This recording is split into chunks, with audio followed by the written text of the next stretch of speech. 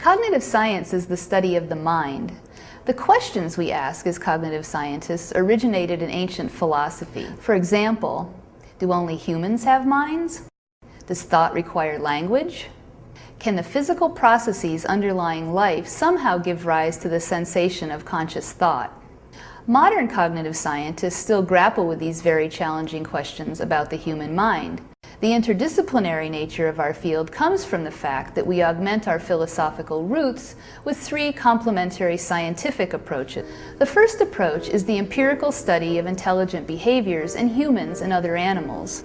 These include language, learning, remembering, and forgetting, visual perception and recognition, and making decisions.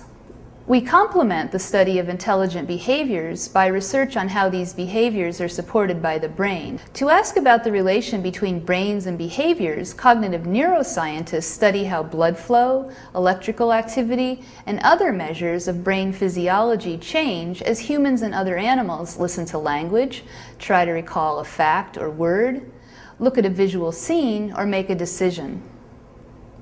Finally, brain and behavioral measures are further complemented by attempts to model intelligent behaviors on computers. Through computational modeling, we can try out different hypotheses about the processes that might combine to yield complex intelligent behaviors. Sometimes we even find out that behaviors that seem very complex and quintessentially human are indeed the product of quite simple computations. Cognitive scientists also ask whether it will ever be possible for a computer to exhibit the kinds of intelligent behaviors we observe in humans and other animals, despite vast differences in physical processes.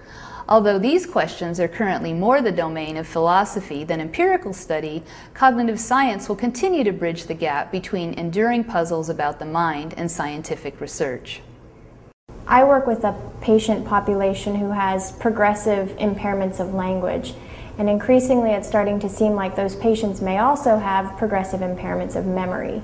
So memory is not my area, so I've turned to some colleagues in the psychology department to get perspectives not only on testing memory in these individuals, but also on how to interpret what we find.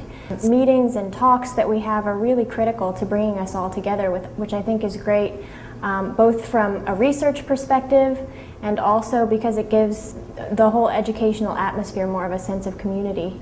Historically, the focus in the field of linguistics has been on theoretical linguistics, and I'm more interested in how the study of linguistics and language generally interacts with what we know about the brain. And so that's what drove me to cognitive science. So the science of the mind actually is very diverse. It is relevant for philosophers, for neuroscientists, for psychologists, for linguists, for speech and hearing specialists. And what's unique about the cognitive science program is that it brings all of these disciplines together. On the other hand, we all know the idea that if I point to something, grab it, and move it, what that means. And so what we want to do is put that same intelligence into a computer system, and that's what the